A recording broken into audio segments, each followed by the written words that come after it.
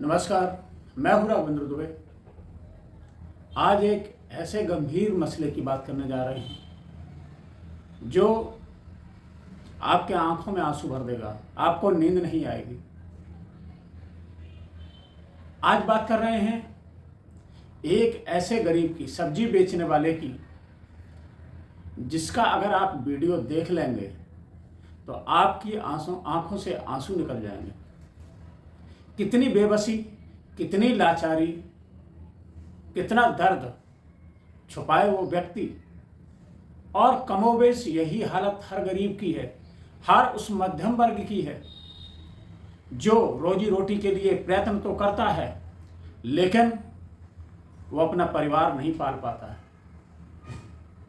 वह अपना रोजगार नहीं चला पाता है। ये वीडियो सबक है सरकार के लिए, सबक है हुक्मरानों के लिए जो बड़ी बड़ी बातें करते हैं, चुनावी वादे करते हैं, मीडिया के माध्यम से ये दिखाने का प्रयास भी करते हैं कि देश के हालात बहुत अच्छे हैं, हर व्यक्ति सुखी है। वही नारा अच्छे दिन आएंगे, अच्छे दिन आएंगे। आप ये वीडियो देखेंगे तो आपको अंदाजा लग जाएगा कि कितने हमारे अच्छे दिन आ गए। हम कहाँ पर खड़े हैं, हम किस बेबसी में जकड़े हुए हैं। आज हम बात कर रहे हैं जहांगीरपुरी में किराए के मकान पर रहने वाले रामेश्वर की। रामेश्वर सब्जी लेने के लिए अपनी रेहड़ी से आजादपुर मंडी जाता है दिल्ली में। वहाँ पर पहुँचता है तो देखता है कि टमाटर बहुत महंगा है और सब्जियां देखी तो वो भी बहुत महंगी हैं। उसके पास ज़्यादा पैसे नहीं होते तो वो गरीब अपनी खाली रेहड़ी लेकर के वापस आने लगता है। ऐसे में एक पत्रकार, जिसकी भूमिका यही होनी चाहिए, मैं क्रेडिट देना चाहता हूँ लल्लन टॉप के उस पत्रकार को जिसने उसकी मजबूरी को भापा और उससे जाकर के पूछ लिया। जाकर के उसने पूछा कि आप यहाँ सब्जी लेने आए? तो उसने कहा हाँ सब्जी लेने हम आए थे और टमाटर बहुत महंगा है, और टमाटर थोड़ा अगर दब जाता है, थोड़ा पिलपिला हो जाता है तो फिर कोई लेता नहीं है, नुकसान और हो जाता है। तो उसने कहा कि और कोई सब्जी ले लेते। पत्रकार ने पूछा और कोई सब्जी ले लेते? उसने कहा सारी सब्जियां इतनी महंगी हैं कि हम उनको ले नहीं सकते, हमारे पास इतना पैसा ही नहीं है। तो उन्होंने कहा खाली रेहड़ी ले जाओगे? कहाँ खाली रेहड़ी ले जाएंगे। ये पूछते पूछते उसने दूसरे तरफ अपना चेहरा किया। वो बहुत कंट्रोल करने को, अपने जज्बातों को कंट्रोल करने की कोशिश कर रहा था लेकिन उससे कंट्रोल नहीं हो रहा था।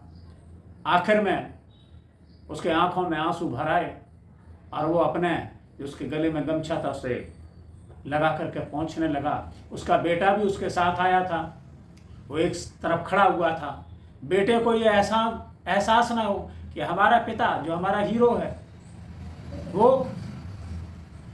बेबसी में रो रहा है। टमाटर बहुत महंगा है, मेरी हिम्मत नहीं पड़ रही है।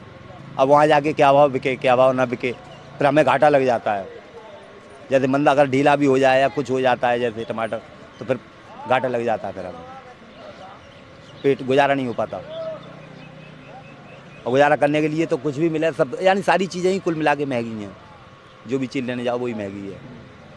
अब हम यानी इतनी हमारे पास गुंजाइश नहीं है। तो आपका ठेला ऐसे खाली जाएगा वापस? कुछ और तो भरोगे टमाटर के अलावा? इतना पैसा नहीं है।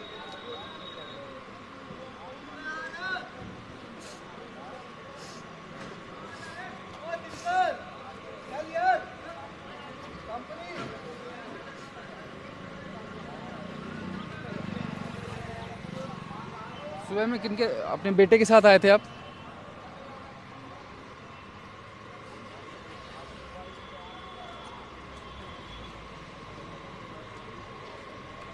कोई बात नहीं।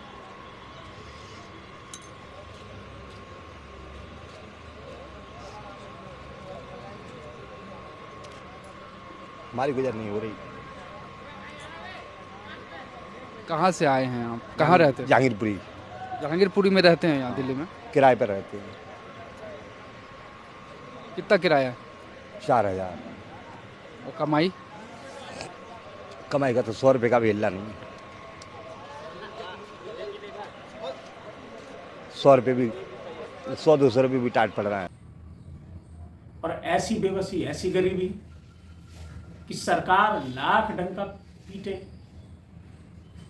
तुम्हारी फाइलों में गांव का मौसम गुलाबी है, मगर ये आंकड़े झूठे, ये दावे किताबी हैं।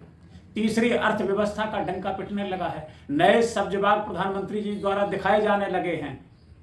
बताया जाने लगा कि हम 5वीं अभी अर्थव्यवस्था हैं विश्व की सबसे बड़ी।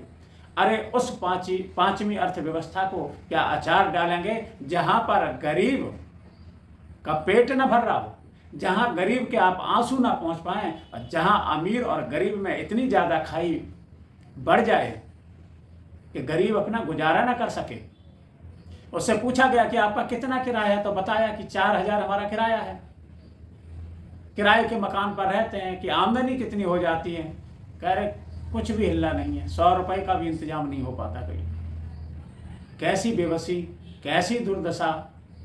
और वहीं दिल्ली में जहां सत्ताधारी लोग बैठे हुए हैं, उसी सिंहासन के नीचे, उन्हीं के नाक के नीचे जहाँ विश्व में विश्व गुरु बनने का तमगा लग गया, विश्व में डंका बज रहा है, कोई उनको बॉस बोलता है, पूरे उनके लोग कहते हैं कि दुनिया में डंका बज रहा है, और सभी लोग उनको बॉस मानते हैं मोदी जी को। तो फिर एक बार आप ये वीडियो जरूर देख लें, और वीडियो देखने के बाद जरूर बताएं क्या वास्तव में पूरे विश्व में भारत का डंका बज रहा है। और डंका बज रहा है तो इस गरीब की हालत ऐसी कैसे है। ये तो एक गरीब है जो एक मीडिया के किसी सच्चे ईमानदार पत्रकार ने दिखा दी। यही हालत कमोबेश हर गरीब की है, हर मध्यम वर्ग के व्यक्ति की है। ये आईना दिखा रहा है सत्ता को। सत्ता में जब अमीर और गरीब के बीच खाई बढ़ जाए तो फिर यही हालात पैदा होंगे। जहां कुछ लोग अरबपति बन गए, वहीं जो नीचे का आदमी था, जो गरीब व्यक्ति था, वो और गरीब हो गया। महंगाई की मार ने उसको और मार दिया। एक आंसू भी गरीब का हुकूमत को उसके सैलाब में बहा देता है। इस गरीब की बेबसी, इसके दर्द को सरकार क्या नहीं समझ पाई।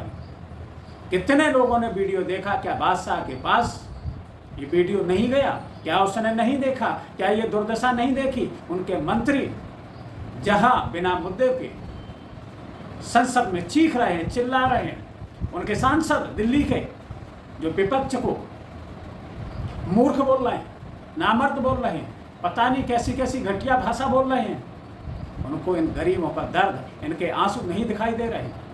और सरकार मगन है कि उसका डंका विश्व में बज रहा है। और मीडिया के वो लोग जो सरकार की कमियों को छुपा करके विपक्ष पर आरोप लगाते रहते हैं, वो भी इसमें शामिल हैं।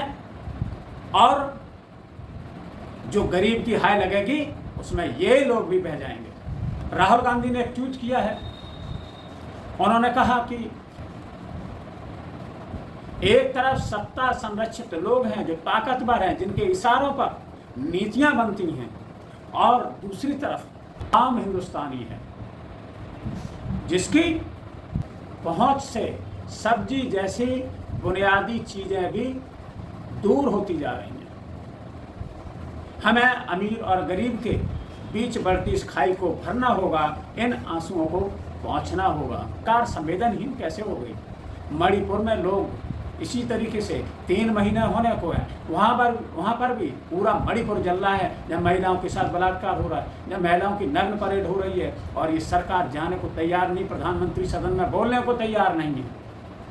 वहीं सरकार अपनी पीठ खुद थपथपाती रहे, सरकार के मंत्री थपथपाते रहें, इनके जो अंधभक्त हैं वो थपथपाते रहें, इनको सपोर्ट करने वाली गोदी मीडिया इस तरीके से थपथपाती रहे। लेकिन अभी ये नहीं जानते हैं एक आंसू भी हुकूमत के लिए खतरा है। तुमने देखा नहीं आंखों का समुंदर होना। प्रधानमंत्री तक इन गरीबों की सिसकियां क्यों नहीं पहुंचती। क्या उन लोगों तक एक सिसकियां नहीं पहुंचती जो प्रधानमंत्री की अच्छी या बुरी बातों पर सिर्फ ताली पीटने का काम करते हैं। वो कुछ भी कहें वो सिर्फ ताली बजाते हैं। क्या उन तक ये सिसकियां नहीं पहुंची। क्या कोई प्रश्न करेगा उस बादशाह से जो आत्ममुग्ध है। आत्ममुग्ध बादशाह से प्रश्न होगा कि जो गरीबों की दुर्दशा है, किस तरीके से एक सब्जी वाला सब्जी लेने तो जाता है बेचने के लिए, लेकिन खरीद नहीं पाता, क्योंकि कहा कि सब्जियां बहुत महंगी हैं। उसकी इतनी औकात नहीं कि वो उन सब्जियों को खरीद सके। क्या देश बना दी, किस तरीके की स्थिति बना दी। रोड डेली इकोनॉमी का ढिंढोरा पीटा जाता है कि हम 5वीं सबसे बड़ी अर्थव्यवस्था हैं। अब आगे प्रधानमंत्री ने स्वयं घोषणा कर दी कि अब की बार 3री सबसे बड़ी अर्थव्यवस्था बन जाएंगे। उस जीडीपी का क्या होगा, उस अर्थव्यवस्था का क्या करेंगे ये गरीब लोग, जिनको 2 वक्त की रोटी के लाले पड़े हों। 80 करोड़ लोगों को आप अनाज दे रहे हैं पेट भरने के लिए, और इधर जो कामगार है, जो कहीं भीख मांगने नहीं जाता, अपने काम के दम पर पैसे कमाना चाहता है, लेकिन महंगाई का ये आलम कि देखिए गरीब के आंखों में आंसू का सैलाब है। राजद ने भी एक, राष्ट्रीय जनता दल ने, उसने भी एक ट्वीट किया है। इसके अलावा प्रियंका गांधी ने भी एक ट्वीट किया है। सत्ताधारी दल के सांसद बिना किसी मुद्दे के सदन में तो बहुत चीखते हैं। प्रधानमंत्री जी नए नए सब जवाब दिखा रहे हैं, और जो मीडिया चैनल्स हैं वो जनता के मुद्दों से उसको कोसों दूर ले जा रहे हैं, गरीबों के मुद्दे पर बात नहीं कर रहे हैं, वो सरकारी भोंपू बने हुए हैं। हमें सबको मिलकर के इन गरीबों के आंसुओं को पहुंचना होगा। जो खाई पैदा हो गई है उस खाई को भरना होगा। परहित सरस धर्म नहीं भाई, पर पीड़ा सम नहीं अदमाई। संजय सिंह ने भी एक ट्वीट किया है। उन्होंने कहा कि महंगाई की मार, गरीब की आंखों के आंसुओं का दर्द अडानी के नौकर क्या जाने। सख्त ट्वीट किया है। ये दर्द महसूस करने की बात है। इस दर्द को महसूस करे और सरकार ऐसे लोगों के लिए काम करे, ना कि सिर्फ चैनल में दिखाने के लिए। चैनल में लगे कि भारत दुनिया की एक बड़ी शक्ति बन गया है, लेकिन उसके लोग 2 वक्त के रोटी के लिए मोहताज हों, 100 रुपये कमाने के लिए मोहताज हों, और सरकार अपनी तारीफों के पुल बांधते रहे, विश्व गुरु बनती रहे, ढिंढोरा पीटती रहे। तो ऐसे ढिंढोरा पीटने से कोई फ़ायदा है नहीं। फ़ायदा तभी होगा जब देश का गरीब भी, किसान भी, मजदूर सभी खुशहाल होंगे, और उनकी खुशहाली से ही ये देश तरक्की कर सकेगा। ये झूठी बातों से, झूठे वादों से, झूठा वातावरण तैयार करने से कुछ नहीं होगा। जब हकीकत में इनकी मदद होगी, जब इनके चेहरे पर खुशी होगी, जब इनके घर में खुशहाली होगी, जब इनके घर में भी ईद मनेगी, जब इनके घर में भी दिवाली मनेगी, तब जाकर के मानो सच्चे मायने में हमारा लोकतंत्र सही काम कर रहा है, हमारा देश तरक्की कर रहा है। और जब तक ये दुखी रहेंगे, किसान, मजदूर, ये सब दुखी रहेंगे, तो समझ लो हम तरक्की नहीं कर रहे हैं, हम तरक्की में पीछे पड़ गए। हमने तरक्की के नाम पर सिर्फ और सिर्फ बड़े लोगों को बढ़ावा दिया। वहीं जैसे कि ज़्यादातर जो निचले तबके के लोग हैं, 64% देश की जीएसटी दे रहे हैं, और बड़े जो लोग हैं, उद्योगपति हैं, जिनके हाथ में देश के सभी संसाधन हैं, वो लोग 2 से 3% केवल जीएसटी दे रहे हैं। तो देश को अगर खुशहाल बनाना है, देश को आगे ले जाना है, तो हमें इन गरीबों के आंसू पहुँचने होंगे। इनको जो दिक्कतें हैं उनको दूर करना होगा, इनके लिए रोज़गार के अवसर पैदा करने होंगे, इनकी रोजी रोटी का इंतजाम करना होगा, तभी जाकर के हम विश्व गुरु बनेंगे। खोखले वादों से और दावों से कुछ नहीं मिलने वाला है। फिर मिलेंगे किसी नए मुद्दे के साथ। आप हमारे चैनल को सब्सक्राइब करना, लाइक करना और मित्रों के साथ शेयर करना ना भूलें। जय हिंद, जय भारत।